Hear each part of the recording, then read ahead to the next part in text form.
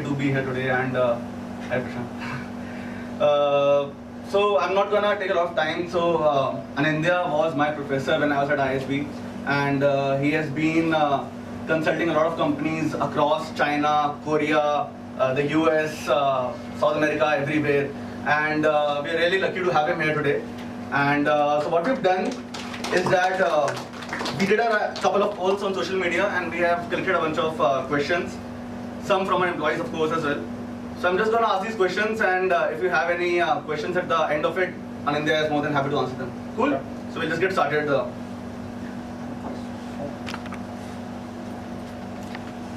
Why don't you come here? Yeah. Okay. Feng Shui stuff. Yeah. Okay. You can get a better view of you. You got the start. All right.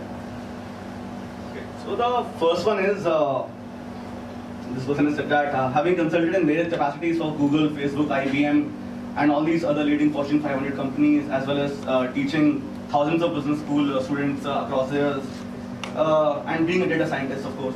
What still fascinates you about data and analytics that makes you love your work to such a great extent? Oh, where do I start? I would say the best way to phrase that is, so I started working in this space about 20 years or so back. At that time, the level of aggregation of data was at a much higher level than what we see today. So I've always been fascinated by consumer behavior, like what is it that we as people do. Now 20 years back, the internet was just about coming in, right? So all we had access to was offline behavior. But it was at a much more aggregate level because we have some information at the household level, what are the kind of products a particular household is buying. But we would never really know what an individual consumer is really doing.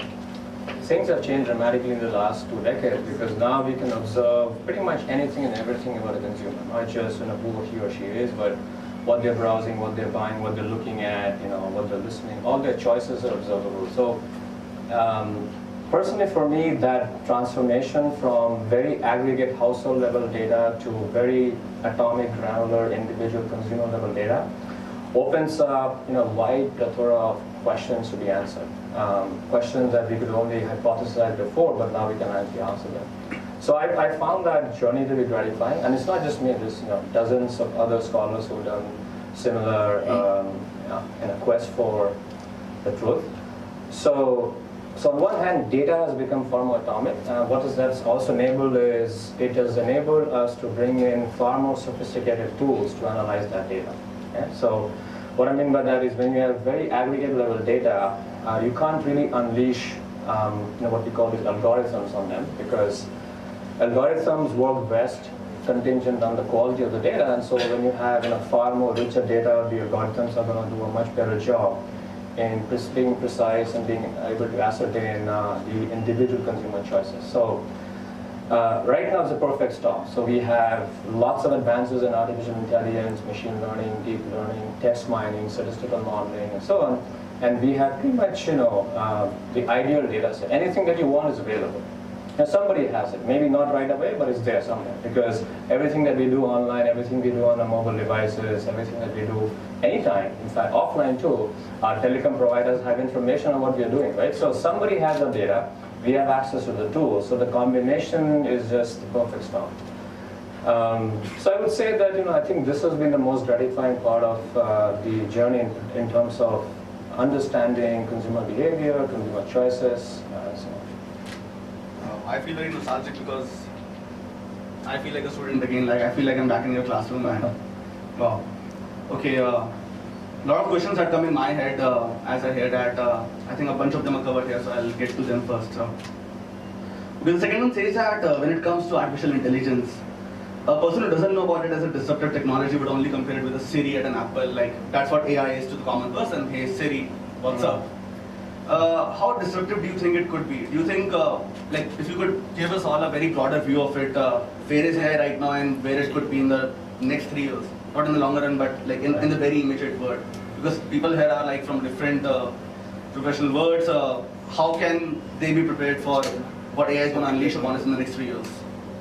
So it's funny you mentioned Siri. So my daughter talks to Siri all the time. Okay? And Siri has the same response. I don't understand what you're asking. And so in our mind, Siri is not that sophisticated. Yeah. But just going back to sort of the origins of AI. AI is not new, right? I'm sure many of you know about this. It's been around for at least 5 decades. In fact, the first known genesis or origin of AI was in a conference in Dartmouth College in 1956, and Herb Simon was one of the 5 people who was originally the so-called pioneers of AI. What's happened in the last, between the 1950s and the 1970s is that we saw the advent of computers, right? So in the 1950s, people had thought that would there ever be a world where technology could essentially imitate human beings? We didn't have computers, really, not at least the powerful ones. In the 70s, we had the advent of PCs, supercomputers. In the 80s, we saw the advent of more powerful statistical modeling techniques. So some of the more core fundamental statistical modeling techniques were sort of pioneered in the 80s. And so then, these guys essentially saw that you've got the technology like computers to process the algorithms based on statistical models. In the last 10 years, what's happened is, a few things have happened. First of all, computing power has increased dramatically. Storage costs have gone down. Access to data, both structured and unstructured data, has increased. So the real power of AI is actually not so much with structured data, it's more with unstructured data, right? So what I mean by unstructured data is images, AI, right? And if you ever get a chance to interact with firms in China or just people out there, just do it. There's a big myth that the Western world has propagated for the last few decades, that China is all imitation or innovation. Trust me, there is very little truth to that today. China is innovating at a pace, at a scale, that is completely unimaginable to those of us in the West. And for various reasons, it's hard for people back in the US to admit that China could be better than the US, but they are. In many fields, they are ahead of us. So keep an eye on these guys. It's fascinating and scary at the same time. Yeah, no, it is. Yeah. But it's sort of useful to be cognizant of what is going around. Like, it's easy to deny things, but if you really want to excel, you have to be cognizant of who else is around you and what you're doing. Awesome. Okay, Anindya, this is from one of our team members. Okay. Companies such as Grammarly use AI for writing. We had leveraged used it to match students with global experts across different fields and disciplines. Many other companies are using AI for different purposes. Like you've been talking about a bunch of companies, including Uber and the likes of all the top companies in China, US, everywhere. Now, as you know about AI, like tell us more about how it could entirely change how we read, write, and educate ourselves as well. This is more about the role of AI in education in the near term, 10 years from now, and probably next month as well. Sure. Yeah. So as many of you know, I am an advisor and an investor in leverage, and I'm convinced that what you guys are doing is really important. And the reason I say so is because if you just take a step back, right, your core idea is enable this matchmaking process between applicants or aspirants in India who want to, for example, go abroad for further studies, right? We live in a world today where there's information overload and attention deficit because we get information from so many channels. And it's very difficult for an individual to pay attention to any given channel without really trusting the channel. That's where you guys really come in, right? So you essentially say, trust us, we will figure out what's best for you, right? Open up to us, and we'll figure out who is the best university, which is the best university that you should go to. And I think that's fundamentally, seriously going to impact sort of the lives of several people. Not just because you're able to figure out where they should go, but also help them ascertain like what sort of careers they should choose. Right? So I think one of the biggest innovations in the world of AI is going to be in education because, for example, what you guys do is enable this matchmaking process, and there's a lot more that can be done. Right? I mean, this is the first step. I would imagine that you as in the company may not want to cut the umbilical cord after placement, right? You keep a relationship with them because they may want to pursue other careers or other degree programs well beyond that. So now, if in the time that you place them in the first place and when they're done with their 4-year degree or 2-year degree, you learn more about them. So your internal algorithms now have better data to be able to predict what they might be headed to in the future, right? So I think this is a fascinating space. Yeah. Thanks for the plugin. Yeah. Really appreciate it. Okay, the next one is, so one of the most important components to support AI, as you've been saying all across, is data. Yeah. So you've been a data scientist for over a decade now, like probably more. What is the paradigm shift that you've seen in the consumer behavior while analyzing data over all these years? Yeah, that's a really interesting question. So, I recently published a book on this topic thank you. On this topic of the mobile economy and all the data that people are generating. So, perhaps the most fascinating revelation for me was, I traced consumer behavior across 4 continents, North America, South America, Europe, and Asia, and multiple countries over the last decade. So I'll give you a specific example of what fascinates me. In 2007, the first iPhone came out by Apple, right? And that was a paradigm shift in how we actually create data as consumers. It was now became trivial for us to take pictures and videos and upload them on social media. At that point, consumers didn't fully understand or reflect the implications of such easy sharing and creation of data. Right. But within the next few years, there were several incidents that talked about either conscious security hacking or breaches of important personal data by companies. And so people started basically kind of becoming more reluctant and kind of face inward in terms of wanting to share data. They became essentially extremely cautious, and in fact to the point that their apprehensions often curtail their behavior about what kind of information should I share, and is it going to hurt me, or companies going to abuse my data, and so on. In the last 5 to 6 years, I've seen that it's been now flipping to the other way around, where more and more millennials and Gen X and so on, these people, and many of us in the room belong to that sort of sector, they are now more than willing, in fact, to not only create data, but also share their personal information with brands and marketers. And this is an interesting, very interesting ecosystem that's being created, right? And here's why I say, let's take the example of targeted marketing advertising, right?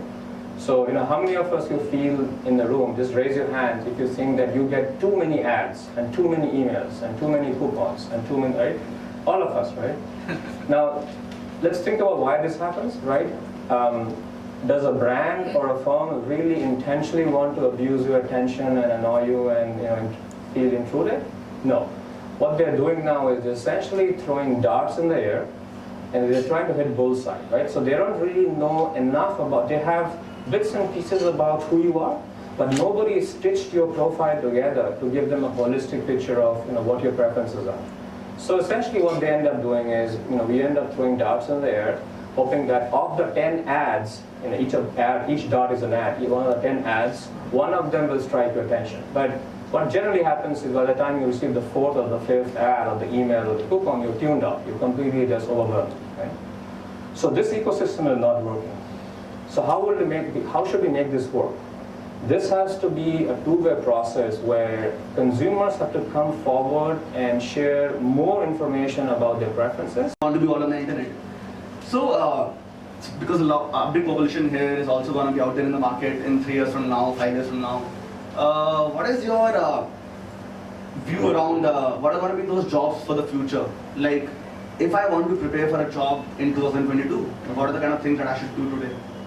Yeah, so that's a really that's a really great question. It's also a difficult question, and I'll tell you why. So I'll tell you.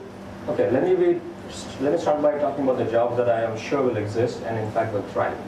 That essentially will be a combination of a business analytics and a professional, sure. A data scientist.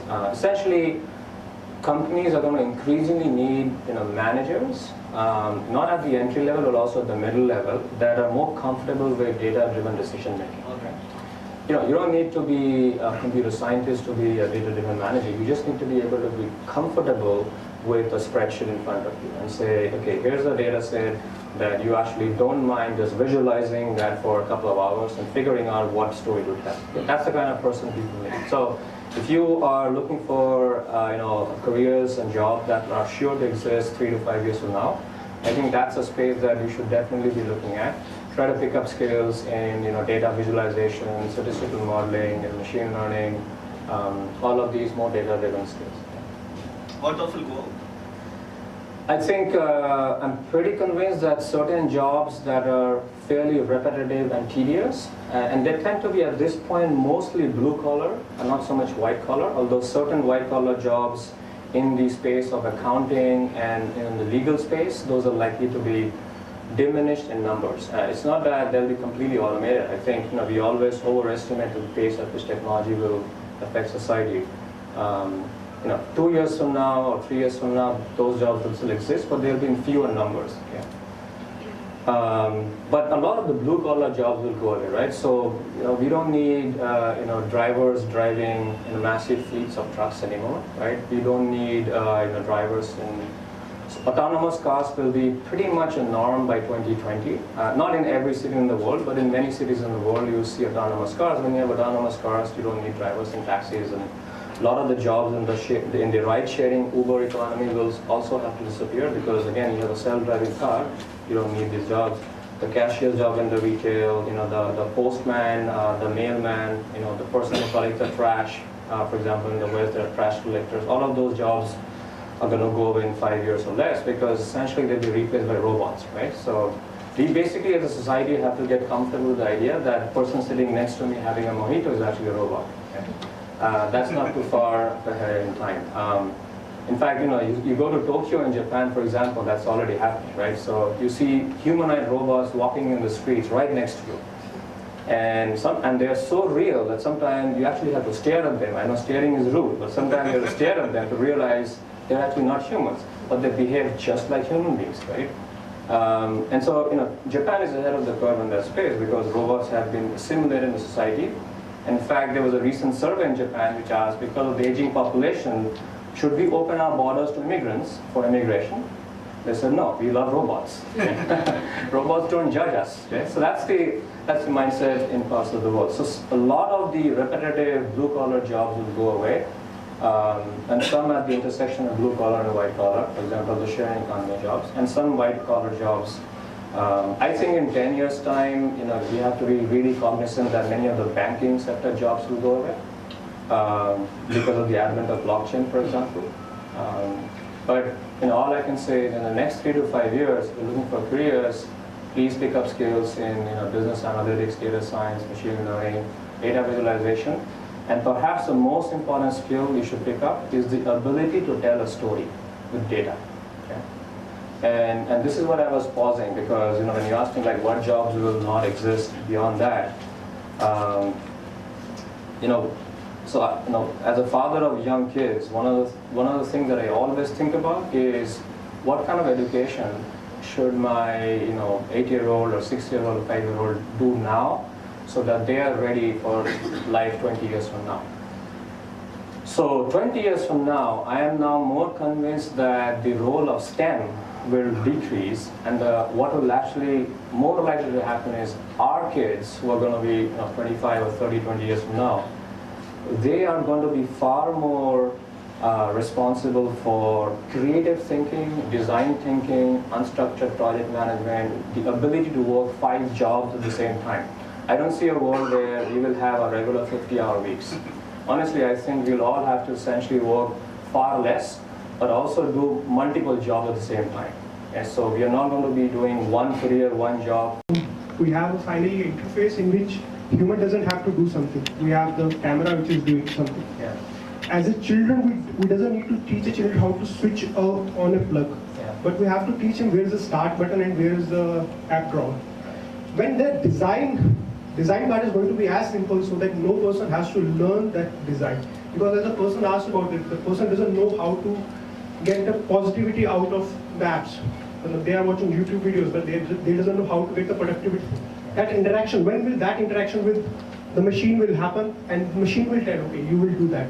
Like Google does, Hindi mein kuch bol lo to ye aayega. So how will that thing, how much time will it take to go up to that level when design will neutralize as per the human interaction? We can talk offline about that. That reminds me a little bit of the singularity conversation because, so the question is, when will design thinking approach this world where machine will tell us what the right interaction is as opposed to human beings interpret it. So that's a small element of the entire singularity conversation. So according to Ray Kurzweil, that's 2045. Earlier you said 2035, you pushed it back. So I can't give you a specific year as to when that will happen. But I also think that this is a constantly sort of changing curve, right? So it's not like at 2025 or 2035, let's say we see an initial element of design thinking being recommended through machine learning agents. That's not going to be the end of it. Because as human behavior adapts and changes, you'll constantly have a need for newer kinds of design interactions. So maybe what I'm saying is I don't see an equilibrium anytime soon where this is it, right? This is the final piece of it. I think you'll see bits and elements of what you have in mind, and then human behavior changes again. And as we interact with robots, that will be a big part of the element, right? So in 3 years or 5 years, we're going to have robots walking with us on the streets. We'll have self-driving cars. All of that is happening. I think all of that basically makes the equilibrium non-stationary, or in fact, better way to phrase it is lack of equilibrium. I'm going to ask you the last one. What's your view on Sophia, the new robot who's just been granted citizenship of 40 years? Well, I've seen some videos. Yeah, I saw a video of Sophia in the United Nations, and she was pretty amazing. So again, what my view personally is, I've seen humanoid robots in Tokyo. I'm sort of used to them. I think it really depends on what level of intelligence each of us individually is comfortable with, right? So we are on a spectrum of comfort here. Some of my friends are far more comfortable with humanoid robots than I am. I am more comfortable with others. So I think the answer to that question really depends on an individual case-by-case basis. If you're asking me, I'd say I'm pretty comfortable with humanoid robots. But we'll see. I mean, maybe I'll change my mind when we reach singularity and then get smarter. Hopefully soon. Hopefully soon. Thanks so much, Anindya. It was a pleasure having you. Thank you. Thank you so much for coming in here. We really appreciate your time, and there's some refreshments, there's some coffee for you. Feel free to join in. Thank you so much. And thanks so much, Anindya. Sure, thank you. Really appreciate it.